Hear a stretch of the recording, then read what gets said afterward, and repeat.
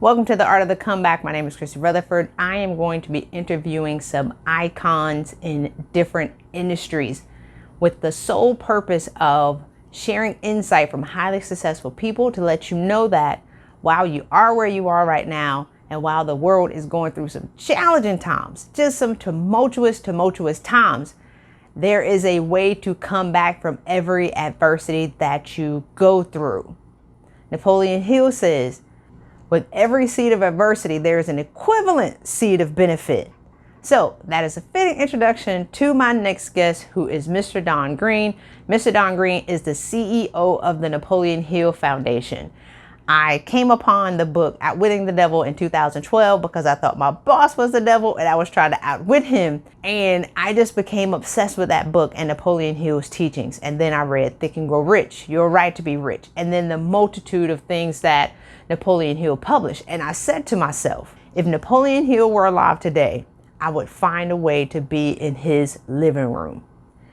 And here I am, 8 years later, interviewing the CEO of the Napoleon Hill Foundation. But not only that, I met Mr. Green about 5 years ago, where I got to take a picture with Outwitting the Devil, the original 1939 manuscript. But we built a friendship over the past few years where he sent me books, I sent him emails, and all these things, really just to let you know that whenever you have a magnificent obsession, whenever you create a burning desire for what you want to achieve, anything is possible. I can't wait for you to get this insight from Mr. Green. So here we go.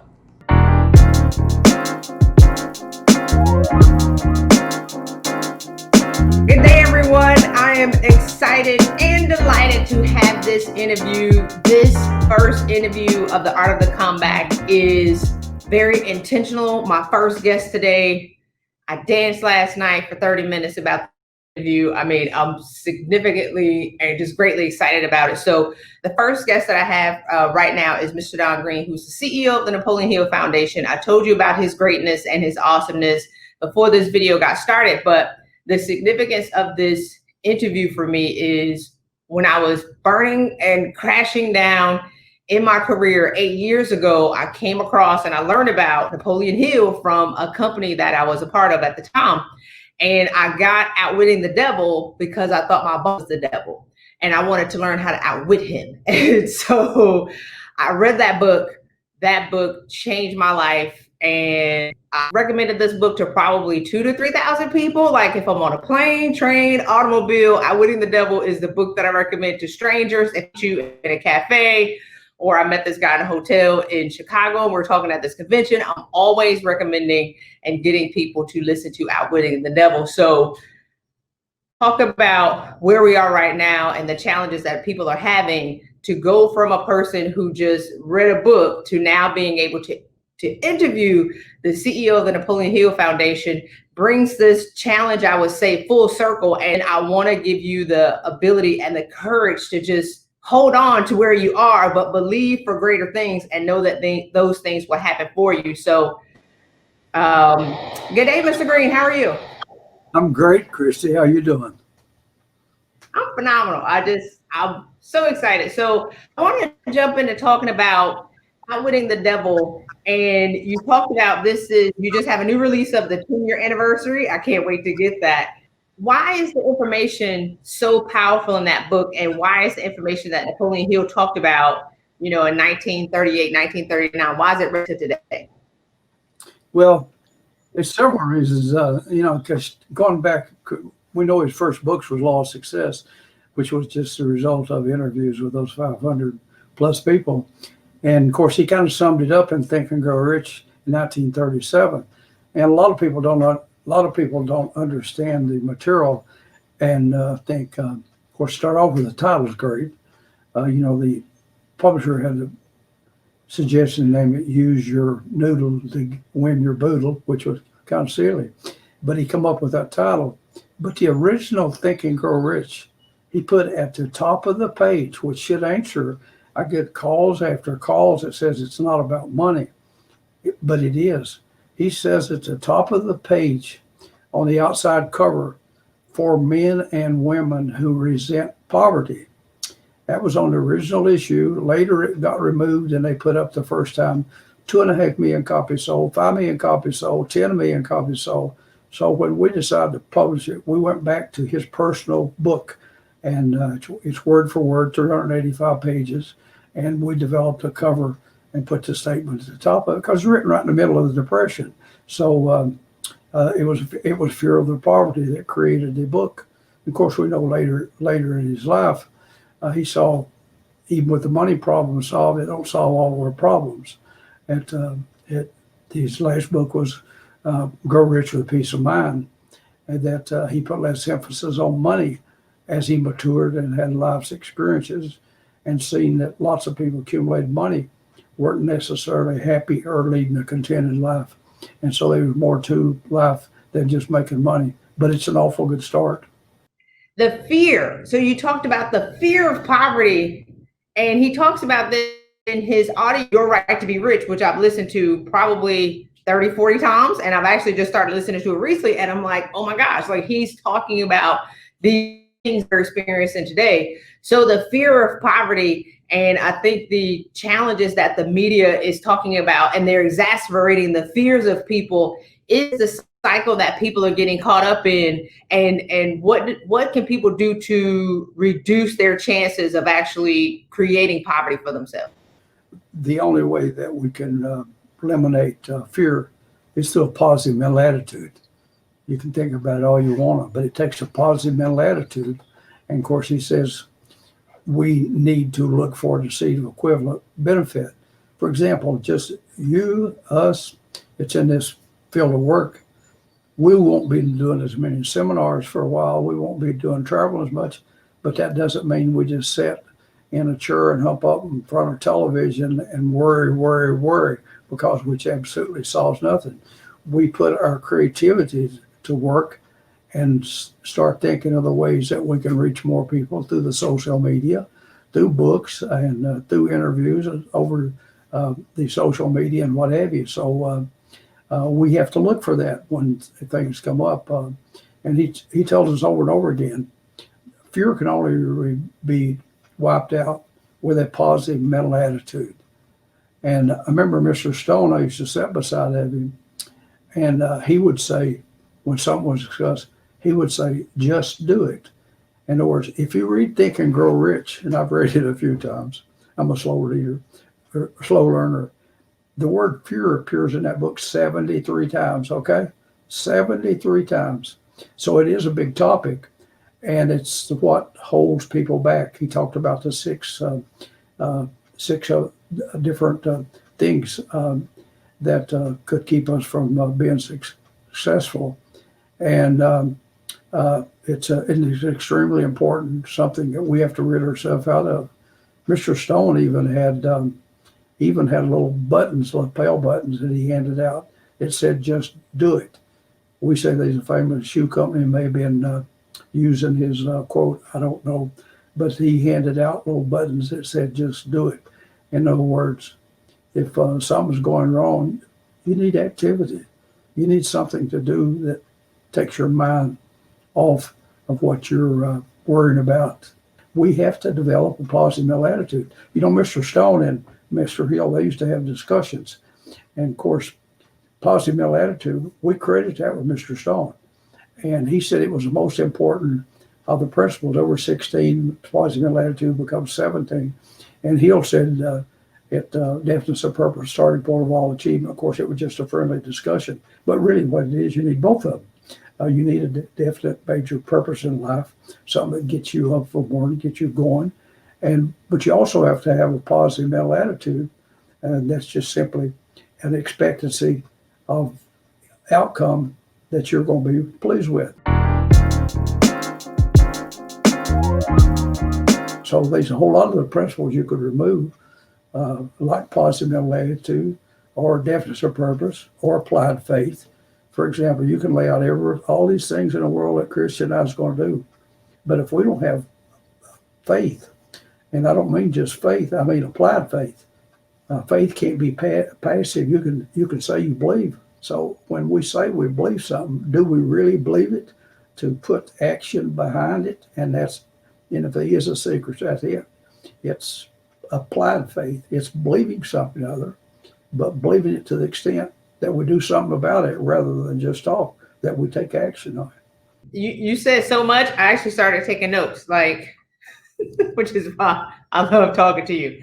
So a lot of people have that, say that they have faith and they say what they believe, but they're not actually taking action and they're not applying what they've been saying. So can you tell the listeners about what is applied faith and what does that really mean and how they apply and do something different for their lives? As we're talking about it, I know you've read the story that they had a drought, and the minister's talking about the next week's sermon is going to be on asking for rain, and so the next Sunday they've still got the drought, and they all come in, and he said, "Where's the umbrellas?" Nobody believed it. They say they did, but the proof is in the action that you take. It's real easy to talk it, but a little bit different to do it. And I think that's kind of where we get into. I'm sure you'll bring it up. Hypnotic rhythm. That and about the best I can do it. I say it's behavior in which you denote no conscious effort. In other words, I'll give you two examples of hypnotic rhythm. Remember, learn to ride a bicycle. It took everything in you to learn to ride that bicycle. I mean, you're going to fall this way, you're going to fall that way. And I mean, it's fearsome for a little kid to learn a bicycle. But at some point, they can hop on that bicycle without even thinking. And now that's hypnotic rhythm. And it stays with you if you develop it properly, because if you haven't ridden a bicycle in 20 years, you can get on that thing without fear and do it. And so it's an important quality that we develop, because it goes right along with success as long as we are doing the right thing. And it can be such a thing as, if you develop it as habits, as of the morning while you having your cereal, you have a short prayer.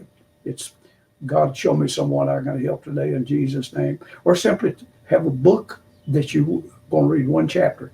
And I mean, you get your cereal or whatever, you just automatically reach for that book because you've done it so many times. It becomes accustomed to it. The first time it may not be easy. Each time after that, it gets easier, and whether it's good or bad, it's like reading good books. You set aside a certain time. I mean, for example, I've had all kinds of people tell me, says, "Well, I like to read, but I just don't have time." Don't lie to me. Just tell me the truth. You don't put enough emphasis on it. I owned a cable TV company one time, which we set up, and my wife couldn't believe it because I basically didn't watch television. But I said there's a lot of money to be made in it. Average person watches television about 5 hours a day, and that person's going to tell you they don't have time to read. No, they don't want it bad enough to get into a custom of reading. It might take a little while to get used to it. And Christy, when I started working for $1.10 an hour. I worked for a finance company, and we had a fancy title, assistant manager, but what we were collectors. We were going out in mostly rural areas where back in early 60s, people didn't basically have a phone. When they got 2 payments behind, I was the guy that was sent in, "Hey, what's wrong with you?" Something I noticed right off the bat. Those people having trouble with their bills. They don't have books in their home. Okay? They can't afford books. Okay? I had a lady tell me one time in a little place that's called Gravel Lake, which is 45 minutes from here, I guess. And her husband worked in the mines with my father, which they made good money, but this guy was off hurt. They didn't bother to get in touch with us. And this lady was home and told where the husband was. But here's what she said. "Mr. Green, I swear we so hard up, we barely can afford cigarettes and our coffee." Okay? She never realized what she said. She never realized what she said. No, the baby don't have no baby food, and we don't have diapers, but we got our cigarettes and we got our coffee. But see, they don't realize it. It just becomes that habit with them, and then the longer they do it, any habit, good or bad, the more times we repeat it, the easier it becomes.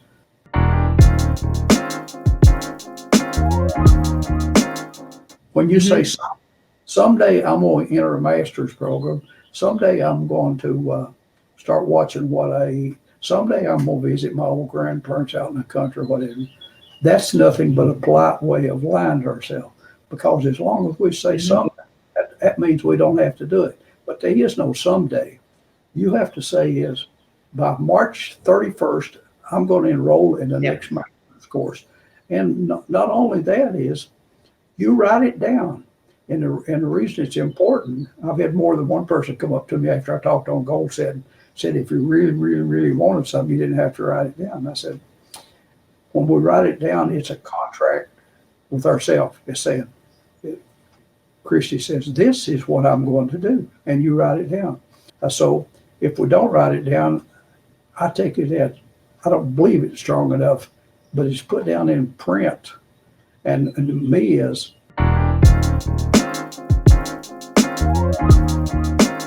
I still put things down on cards. And when I wore a suit in the banking business every day of the week, at lunch when I'm waiting on someone, or maybe at a red light, or what, got a couple moments, I reach in there and I pull them cards out and I see my goals on it. And I look at it and says, gosh, I got these 4 goals and every one of them, this is last of May and I've not done nothing. So it puts it on our subconscious mind. We consciously put it on, it goes into our subconscious and we keep doing it and repeating. And people says you don't have to repeat it. You did it one time. I said, well, I think that's good if you get it the first time. But I can go back to school. I never got my ABCs the first time. I guess I was a slow learner. How do we learn? We repeated them, ABC, AB, and so we can sell multiplication tables. How did you learn them? If someone comes up and says, Christy, what's 8 times 8? You might not have done that since the 6th grade, but you've done it so many times. You learn. You say 64 with us. You don't have to get the calculator and sit down with a pencil because you said it so many times. And that's how we learn. There are no other way to learn except repeating things. Some people may not have to repeat as much as others, but that's how we learn. And we accept that facts, it just becomes much easier. And it also demonstrates how bad we really want it. But if we got it down and write it and we got it in front of us, it will simply pop up and we'll tell ourselves this is what I got to do next. And if we don't think enough, take a few moments to write something down that we are going to do, then another thing, to me, it gives you something to look forward to. If I got a sign on my wall back or my social media group, and it said, there are 2 ways we learn. One is from books and the other is from being around smarter people, Don Green. But that's it. And if we can recall, I have a mentor that hired me in 1975. That is 45 years ago to work in a bank. But when he interviewed, he said that Don, he said, if you do a little extra one day, he said, there's nobody going to pay no attention to you. He said, you do a little bit extra for a week, probably not either. But he said, if you do a little extra every day, some point in your life, you're going to be the success the rest of the world just dreams about.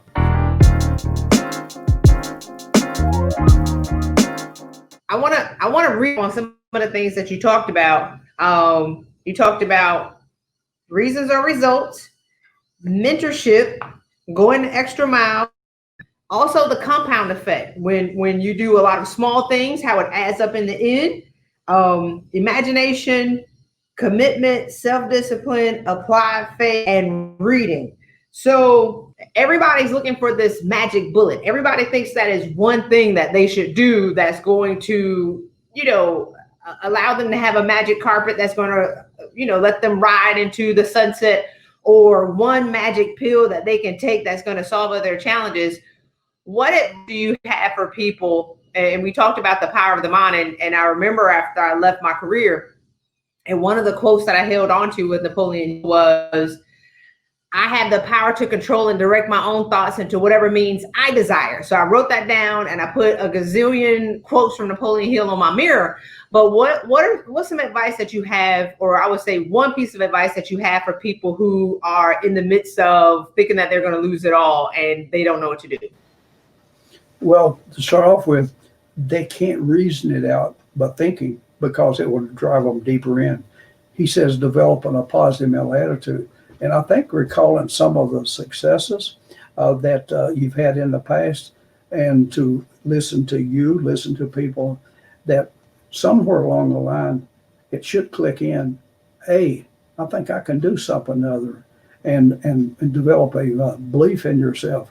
But the thing is, we talked about fear being in Think and Grow Rich 73 times. There's another word that's extremely important. It's in our 77 times, and that's the word action. In other words, we have to be doing something other.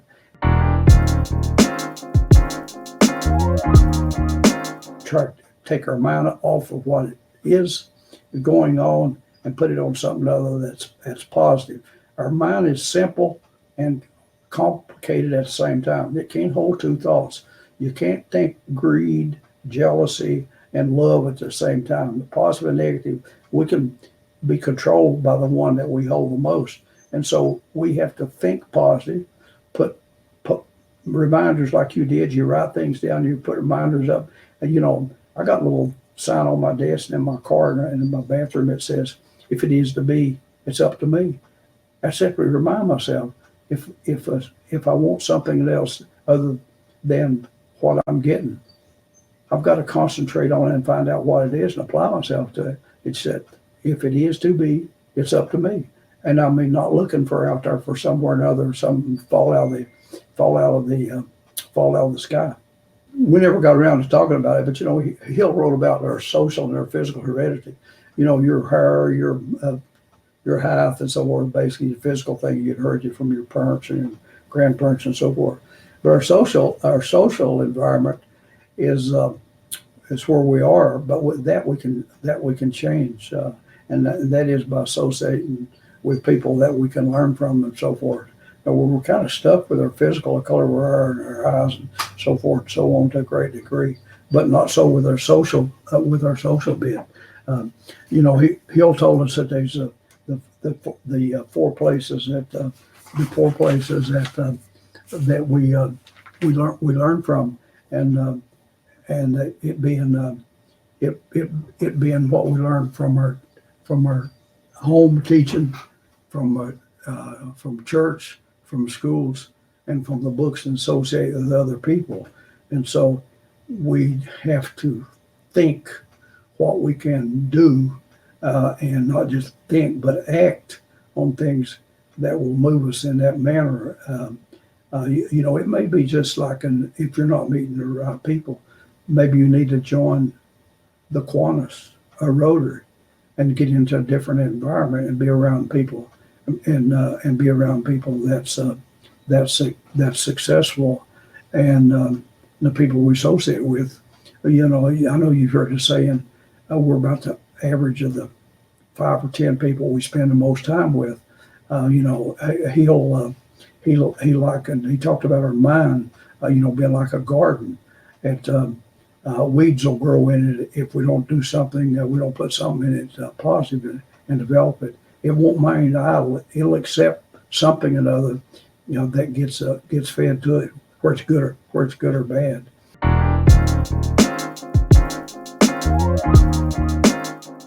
We have to take control of our mind to solve the problems, and that's the only thing the Creator gave us and nothing else has, and that's control of our mind. And that's wherein everything is created, either good or bad. And I think that we have to pay particular attention to. If we're sitting around making excuses, we need to talk to ourselves, and we'll get into autosuggestion is the most important conversations we ever have in our life. Is not with Don Green, it's with ourselves. And because we tend to believe what we say to ourselves, if we repeat it, even if it's a lie, our subconscious will accept what's fed to it over and over till it becomes a part of us. And if we believe there's no opportunity, and we keep saying, well, there's no opportunity. I remember coming out of a restaurant one day with a business partner and a guy. He just knew him as George. I didn't know him. I saw the guy, and he asked him, did he ever get him a job? And he said, nope. He said, well, where have you been? He said, nowhere. There's nobody hiring. that guy's probably not going to get a job. Nobody's likely to come up and knock on your door while you're watching television and drinking beer and say, "Boy, have I got a deal for you." We have to put out some effort, and sooner or later, we'll get results if we have that stickability and want it. As Zig says, how bad do you want it? And I guess most people don't. It just, but then they have to keep making excuses down through their life while they've not, none of us reach our potential, but we can strive to reach partly what we are rather than accept it. We don't have to accept what's out there. We can change our environment, and we can change the result we're getting if we simply want it bad enough. All right, Mr. Green, this interview has been an absolute joy for me, and I know for my audience as well. So we were talking about a couple of books: Outwitting the Devil, 3 Feet from Gold, Outwitting the Devil, the 10th anniversary edition, by the way, Think and Grow Rich, and then there were 2 other books that you wanted to mention. Gift of Giving, of Living Your Legacy. I did that with Jim Stovall.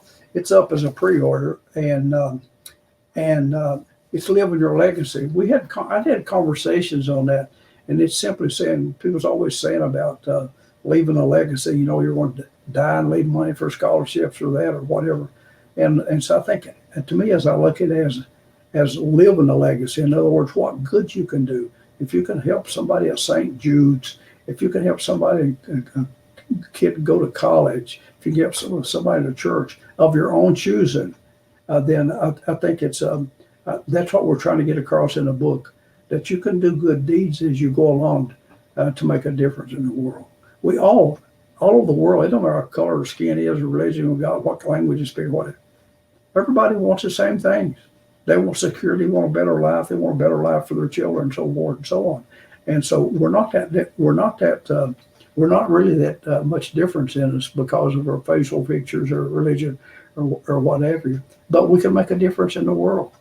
I guess it was Margaret Mead says that when a small group of people can make changes, it's one person can make a tremendous difference in the world. And if it's only one, and it's like the poem we published by the monk several hundred years ago. He said, "One to change the world and couldn't, one changes his area and couldn't, one change community and couldn't, one change his family and couldn't." But he discovered if he changed himself, he could change his family, and his family could change the town, and so forth and so on. So it starts with us each individually, is to make something out of ourselves, and then our outside is simply a reflection of what we're on the inside. It's plain and simple. As on the back, why leave a legacy when you can live one right now? So hopefully it gets across. And this old book, I enjoyed doing this one. The editor at St. Martin's Press called me and told me what he wanted me to write about, and I did it. It's all Napoleon Hill's. It's got Napoleon Hill's name on it. It's all based on him. And here's a quote I put at the front: "Anybody can wish for riches, and most people do. But only a few know that a definite plan plus a burning desire for wealth are the only dependable means of accumulating wealth." Napoleon Hill. There's a lot of quotes you've probably seen before. A lot of you haven't seen because there's a lot in Hill's writing. I've got one done. It's not in print yet. I've done one on fear because I thought fear is a subject matter. I've got it done. I don't have a release date on it. But and then I'm doing one. I kind of got an outline of one on self-confidence. Without self-confidence, we're sorry. Really good. We're absolutely sorry. If we don't have the self-confidence, if it gets tough, what we're going to do? Quit, and which most people do. One of the things that I think is missing from leadership training today is we're not taught the pillars and the principles of leadership and the things that govern success when you're working, whether you're working corporate or as a lawyer or, I was in the military. So now the goal is everybody thinks that leadership principles are trends or this is the new hottest thing when it comes to leadership. But if you get rooted in the principles and the universal laws that govern success and pillars and anchor yourself in them, you can be successful no matter rain, sleet, snow, no matter what the ebbs and the flows of life. So what are your thoughts on the people thinking that leadership is a trend and things are coming and going as opposed to just getting anchored into what the principles of success are? People will learn by an example.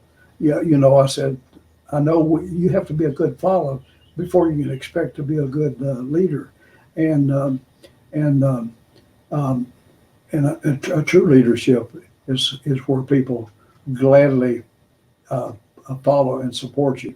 And I don't believe through coercion or whatever you them, and you'll get a much more out of people that you demonstrate the principles yourself, and believe me, it's like children, they're watching their parents. Don't be one of those parents that smokes and tell your kids, I don't want to see you smoking. It's a bad habit. I don't want to see you smoking. They pay more people and employees, they pay more attention to what you do than what you say. Mr. Green, thank you so much for joining us. Thank you for sharing your insight. You've given into overflow, going the extra mile and everything that you do. So thank you so much for joining me. Thank you for being gracious. And this has been absolutely amazing. Thank you so much. Well, I enjoyed it, and I appreciate you very much. I appreciate your support, and I love what you're doing. Thank you so much. Thank you.